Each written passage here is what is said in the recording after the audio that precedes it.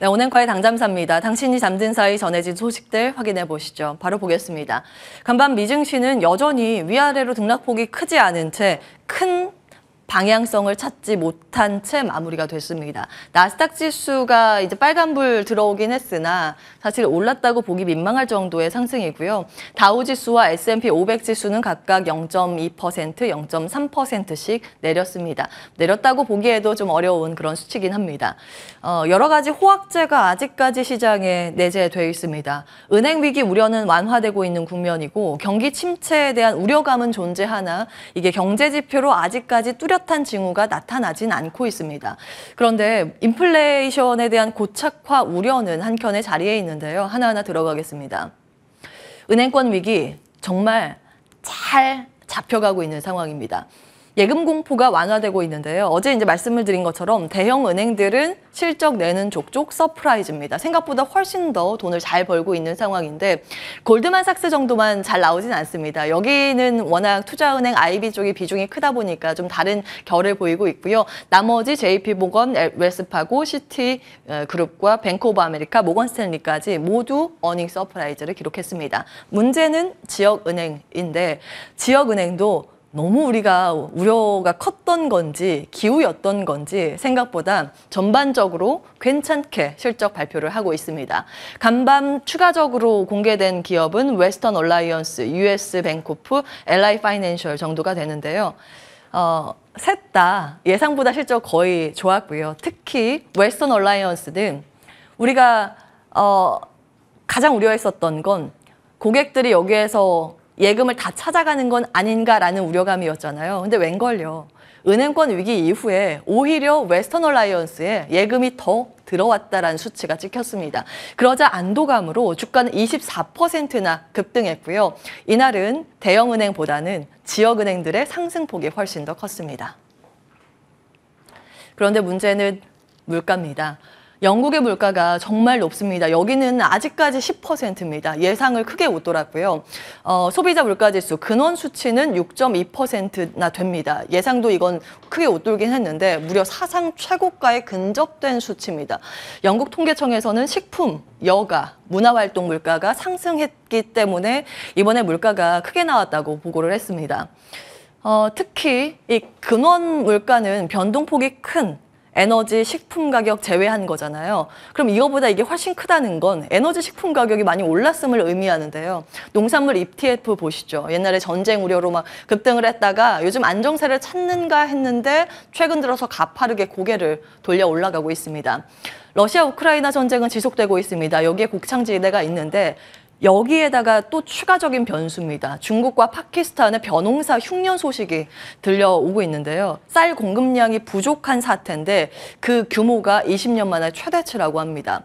사실 우리나라 음식료 쪽에서는 뭐 오리온, 농심 등 관련주들이 52주 신고가를 남모르게 달리고 있는데 이와 완전히 무관하진 않을 것 같습니다. 물론 제품이 좋아서 수출도 잘 되고 있고 K 컨텐츠에 덕을 입고 있긴 있습니다만 사실 우리나라 입장에서는 물가가 잘 잡히지 않는다라고 본다면 긴축의 고삐를 놓을 수 없겠구나라는 부담으로 매크로를 살펴보실 수 있습니다. 그리고 다음 달 한 초 정도에 발표가 될 텐데 4월 소비자 물가지수 미국 거는 괜찮을까? 이번에 반등하지 않을까라고 생각을 해보실 수 있는 포인트는요. 지난번에 체크를 해보셨겠지만 지난주에 공개된 3월 CPI가 5%였고 코어 물가, 그 변동성이 큰 에너지, 식품 가격 뺀 수치는 헤드라인보다 넘어섰습니다. 그러니까 이번에 에너지 식료품이 하락된 그 힘을 받아서 헤드라인이 많이 꺾였는데 근원이 올라갔습니다. 여기에 식품 가격의 상승세를 포함을 시킨다? 그럼 다음에 또 올라갈 수 있습니다. 그런 우려감이 좀 자리하고 있는 상황이고요. 이렇게 영국의 물가지수가 공개되자 이 긴축에 대한 우려감으로 미국의 2년물 국채금리가 계속 고공행진을 가고 있습니다. 4.2%면 거의 역사적으로 보기 힘든 수치인데요. 그 긴축에 대한 우려감으로 비트코인은 떨어졌고 긴축 우려로 달러 인덱스 올라갔습니다. 원자재는 달러로 결제하기 때문에 원자재 가격과 달러는 역외관계입니다. 그래서 금, 은 등 다른 이제 원자재는 떨어졌고요. 긴축이 강하게 되면 경기 침체 가능성이 있겠구나 하면서 유가가 또 크게 밀렸습니다. 우리의 고민 의미는 당연히 환율이죠. 여기에다가 윤석열 대통령이 우크라이나 지원 시사하는 발언을 하면서 이 달러 인덱스의 상승폭보다 우리나라 원화의 절하폭이 더 크게 나왔습니다. NDF 역외환율 보시면 1338원, 7원까지 장중에는 찍기도 했습니다. 종가 수준이 한 1330원 근접치가 나왔는데요. 어제 서울환시 종가가 아래에 기입이 돼 있거든요. 이것도 많이 뛴 상태인데 최근 들어서 환율이 잠잠해질 기미를 보이지 않고 있습니다. 확실히 환플레이를 좋아하는 외국인 입장에서는 이렇게 환율이 올라가면 가만히만 있어도 환차손을 입기 때문에 좋아하지 않을 이슈겠죠. 어제 그 부분이 역력하게 드러났습니다. 유가증권 시장에서 외국인이 72억 원 순매도로 대응을 했는데 삼성전자 한 종목만 700억 원 가까이 순매수를 보였습니다. 그럼 다른 종목을 더 많이 팔았다는 결론에 다다르게 되는데요. 대표적인 최근 상승세를 보였던 배터리 관련 기업들을 어제 굉장히 많이 판 것으로 드러났습니다. 그런데 여기서 문제는 월요일에 말씀드렸지만 한국의 계절성도 있다라는 겁니다. 보통 우리나라는 3월, 4월에 주주총회가 집중이 돼 있는데 한두 달 뒤에, 거의 이제 한 달 뒤에 배당금을 주게 되죠. 그 배당금을 받으면 외국인이 일부는 재투자를 하지만 일부는 빼갑니다. 그러면 환전을 해서 빼가게 되는데 원화의 또 절하 요인입니다. 그래서 최근 들어서 확실히 다른 국가 통화 대비 한국만 유독 약한 흐름을 보이고 있다라고 이해를 하시면 되겠는데요. 이렇게 이제 환율의 우호적인 흐름이 기대하기 어렵다라는 부분, 최근 4월, 5월 뿐만이 아니라 수출입 데이터를 보시면 빠졌네요. 수출입 데이터상 그 적자 규모가 커지고 있습니다. 무역 수지가 악화되고 있다는 건 또 원화의 절하 요인입니다. 계속해서 환율을 기대할 수 없다. 결국에 우리 시장은 개인의 수급에 기대에 움직일 수밖에 없는데요. 종목 장세라는 이야기입니다. 그래서 종목별 반응들 집중해서 오늘 정리를 해봤습니다. 테슬라 실적 발표를 했고요.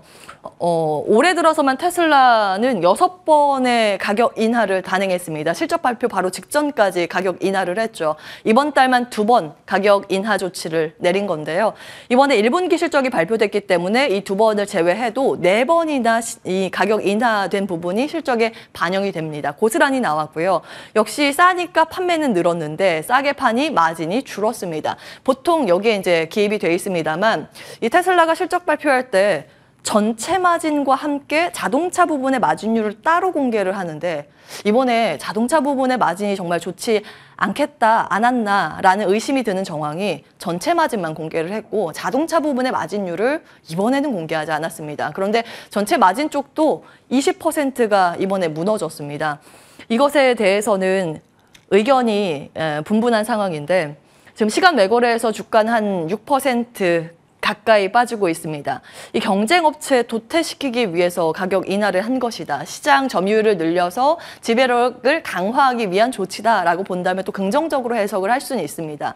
그런데 지금 경쟁 심화가 돼서 재고가 많이 쌓이니 재고 털기 위해서 수요 감소가 나오니 싸게 팔아야만 하는 그 사장님의 눈물의 세일의 이 측면에서 카드를 꺼내든 것이라면 사실 그렇게 우호적이진 않습니다. 이 양측면 모두 시장에서는 거론을 하고 있는 상황이고요. 매수와 매도 의견이 정말 박빙을 이루고 있습니다.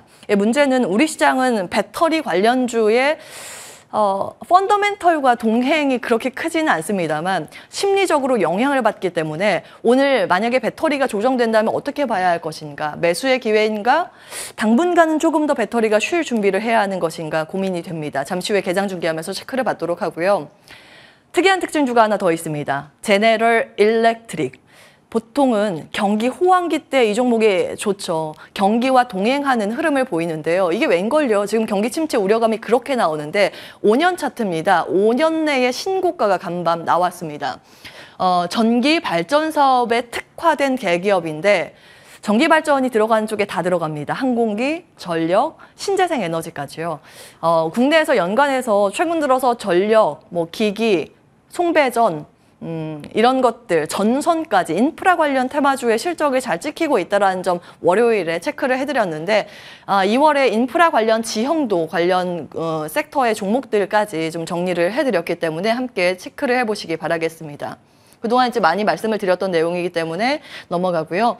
인투이티브 서지컬이 또 굉장히 큰 시세를 나타냈습니다. 10%, 11%가량 급등을 했고요. 수술 로봇 전문 기업인데 전 세계 1위 기업이라고 보시면 되겠습니다. 실적 뭐 당연히 좋았는데 눈에 띄는 건 지금 실적보다 이 성장률에 대한 가이던스를 대폭 상향 조정했다는 겁니다. 앞으로 수술을 많이 하게 되는데 그 과정에서 수술용 로봇을 많이 이용을 할 거라고 그렇게 본 겁니다. 그러자 의료기기 섹터와 의료용 로봇 섹터가 같이 급등을 했는데요. 물론 의료기기 섹터 안에서 에보트라는 종목이 실적을 정말 좋게 발표를 하면서 그 힘을 입은 영향도 있습니다만 의료기기 안에 또 로봇 테마가 같이 엮여 있거든요. 에보트는 예전에 코로나19 팬데믹 쇼크 났을 때 우리나라 시젠처럼요. 진단키트 대표적으로 하는 기업이라서 그때 아마 많이 들어보셨을 겁니다. 그런데 시젠보다 더 많은 영역의 사업을 가지고 있습니다. 요 전반적인 이제 의약품 쪽에도 수출과 매출이 늘어나는지도 한 가지의 포인트가 될 것 같습니다. 자리 옮겨서 이에 대한 함의를 좀 체크를 해보겠습니다. 인투이티브 서지컬 앞서 말씀드린 것처럼 성장률 전망치를 대폭 상향 조정했습니다. 이것은 지금보다 미래가 더 유망하다고 본 건데요. 이것은 팬데믹으로 인해서 인력 부족 현상이 있었는데 이게 점점 괜찮아지면서 수술 집도가 많아지고 있구나라는 걸 확인해 보실 수 있고 그 과정에서 수술용 로봇이나 의료기기 수요가 앞으로 더 늘어날 것이라고 본 겁니다. 사실 우리나라는 이 의료용 로봇 부분이 좀 약합니다. 많지는 않아서 정말 찾고 찾아서 겨우 한 개를 가지고 오긴 했는데요. 로봇에 대한 이 생태계, 국내 생태계에 대해서는 그동안 계속 말씀을 드렸기 때문에 이 부분만 오늘 체크를 해드리면 얼마 전에 이제 현대차에서 의료용 착용 로봇을 상용화하기로 이제 마음을 먹었다라는 보도가 나왔습니다. 이 사진이고요. 이제 웨어러블에 사실은 조금 더 가깝죠. 착용 로봇 테마라는 게 시장 내에 좀 존재는 하긴 하는데 많지는 않습니다. 이런 게 테마성 움직임으로 나타나고 있다 정도만 확인을 해보시면 되겠습니다. 아직까지 이제 매출은 잡히지 않고 있는 부분이기 때문에 모멘텀 플레이라는 점은 체크를 해보셔야겠고요. 수술용 로봇 쪽보다 의료기기를 본다면 우리나라는 수출이 잘 나오고 있는 쪽이 이 안에서도 임플란트 쪽입니다. 알고 계시겠지만 중국의 호재와 모멘텀이 상당히 풍부한 상황인데요. 중국 내에서 한국 브랜드 점유율이 1위인데 앞으로 침투율이 많다라는 보고서와 레포트가 많이 나오고 있는 상황입니다. 이제 환율이 우호적이지 않기 때문에 개인 수급이 이동할 수 있는 종목 장세에 대응을 해야 한다라는 말씀을 드렸죠. 그래서 종목별 흐름들 쭉 정리를 해봤는데요. 어제 정규장의 특징주, 구리 테마, 전력 설비, 히토류 테마라는 점은 저희 방송을 통해서 확인을 해보셨을 것 같고요. 장 마치고 시간 외의 특징주가 크게 4가지 정도 섹터가 눈에 띄었는데요. 경제 사절단 이슈입니다. 방미를 이번 달 후반 정도에 하게 되는데 대규모로 경제 사절단이 꾸려졌다는 보도입니다. 정부에서 그 참여 목록을 어제 공개를 했는데요. 거기에 해당되는 기업들이 시간외거래에서 급등을 하는 모습입니다. 사실 경제 사절단 이슈는 여러 차례 이제 겪어서 아시겠지만 하루 이틀 정도의 모멘텀을 받습니다. 그리고 실제로 미국에 가서 어떠한 성과가 있을 때 그때 다시 한번 주목을 받는 경향이 있습니다. 자, YIK는 삼성전자의 검사 장비 계약 체결했다는 소식이 어제 장마치고 들어왔는데요.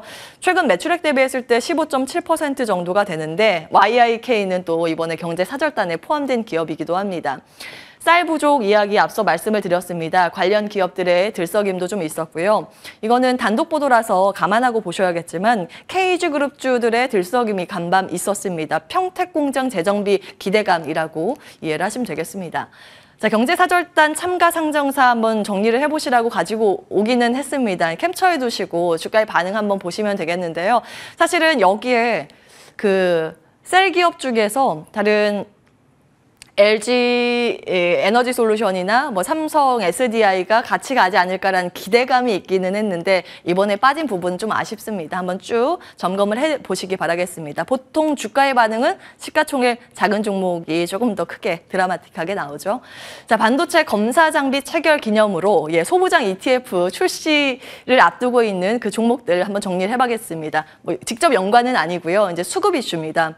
25일에 국내 최초의 소부장 ETF가 상장이 되는데 반도체 소부장과 2차전지 소부장 관련 ETF입니다. 포함된 종목과 그 비중들 한번 확인을 해보시기 바라겠습니다. 수급 이슈이기 때문에 이 전까지 수급이 꾸준히 어떤 종목에 유입되는지도 하나의 관전 포인트가 될 것 같습니다. 온앵커의 당잠사였습니다.